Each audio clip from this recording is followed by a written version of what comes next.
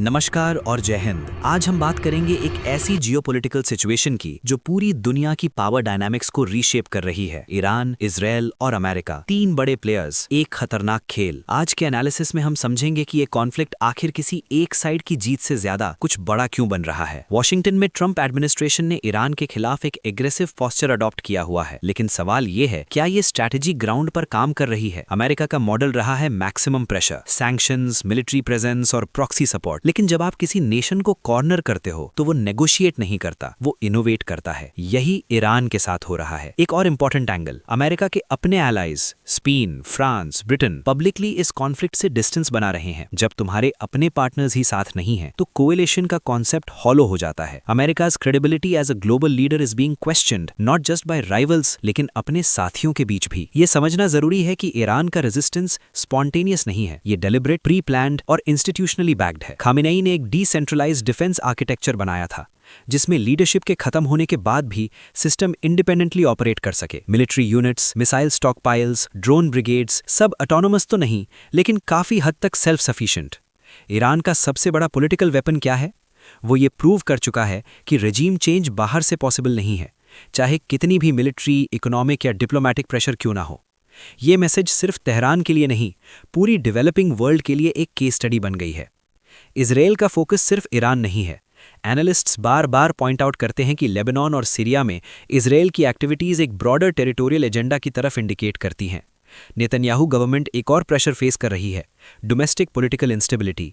Coalition सरकार है, majority वाली नहीं। ऐसी सिचुएशन में वॉर टाइम लीडरशिप को चैलेंज करना पॉलिटिकली डिफिकल्ट हो जाता है। ये एक क्लासिक पैटर्न है, जब अंदर से सब ठीक ना हो तो बाहर का कॉन्फ्लिक्ट एक पॉलिटिकल शील्ड बन जाता है। लेकिन internationally Israel's image is taking a serious hit. US Congress के अंदर भी वॉइसेस उठ रही हैं। ये हमारी लड़ाई नहीं है, ये एक सिग्निफिकेंट शिफ्ट है अमेरिकन डोमेस्टिक पॉलिटिक्स में। इंडिया की फॉरेन पॉलिसी हमेशा से स्ट्रेटेजिक ऑटोनॉमी पर बेस्ड रही है, किसी एक कैंप में नहीं रहना। ये मैच्योर डिप्लोमेसी है। रशिया से तेल खरीदना, ईरान के साथ ट्रेड मेंटेन करना और साथ ही अमेरिका के साथ डिफेंस टाइज, ये वीकनेस नहीं, ये मल्टीपोलैरिटी का प्रैक्टिकल यूज है। लेकिन एक कंसर्न जरूर है, जब अमेरिका जैसे पार्टनर ओपनली कहने लगे कि हम इंडिया को इतना आगे नहीं बढ़ने देंगे, और ये बात इंडिया की जमीन पर दिल्ली में कहता है, तो ये दोस्ती नहीं, ये एक डोमिनेंस अटेम्प्ट है। एक सच्चा स्ट्रेटेजिक पार्टनर ऐसा नहीं बोलता। इंडिया को एक चीज याद रखनी चाहिए, 1971 में भी अमेरिका ने अपना फ्रेंडशिप दिखाया था, 7वां बेड़ा भेज के। हिस्ट्री बार बार रिपीट होती है।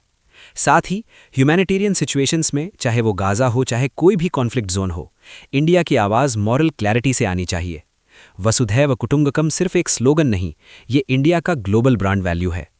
ये कॉन्फ्लिक्ट सिर्फ ईरान वर्सेस इजराइल नहीं है, ये एक लार्जर बैटल है, एक यूनिपोलर वर्ल्ड का कोलैप्स और एक मल्टीपोलर वर्ल्ड का जन्म। अमेरिका की मिलिट्री माइट अनडिनाएबल है, लेकिन उनकी पॉलिटिकल विल, डोमेस्टिक कंसेंसस और ग्लोबल लेजिटिमेसी तीनों इरोड हो रही है। रशिया, चाइना, ईरान, ये कंट्रीज एक ऑल्टरनेटिव नैरेटिव बिल्ड कर रही हैं, चाहे हम एग्री करें या ना करें। और इस जियोपॉलिटिकल चेसबोर्ड में इंडिया एक यूनिक पोजीशन पर है, नीदर ईस्ट नॉर वेस्ट, लेकिन स्ट्रेटेजिकली रेलेवेंट टू बोथ। सवाल ये नहीं कि हम किसके साथ हैं, सवाल ये है, हम अपनी टर्म्स पर खेल रहे हैं या दूसरों की टर्म्स पर। ये तो था आज का एनालिसिस, ईरान, इजराइल, अमेरिका और इंडिया के पर्सपेक्टिव्स को लेकर। जियोपॉलिटिक्स कॉम्प्लेक्स है, लेकिन अगर हम इन्फॉर्म्ड रहें तो हम बेटर समझ सकते हैं कि ये इवेंट्स हमारी अपनी जिंदगी और देश पर क्या इंपैक्ट डालेंगे। अगले एपिसोड में हम देखेंगे इस कॉन्फ्लिक्ट में यूज हो रहे वेपन्स, टेक्नोलॉजी और मिलिट्री डॉक्ट्रिन का डिटेल्ड ब्रेकडाउन। तब तक सोचते रहिए, पढ़ते रहिए। जय हिंद।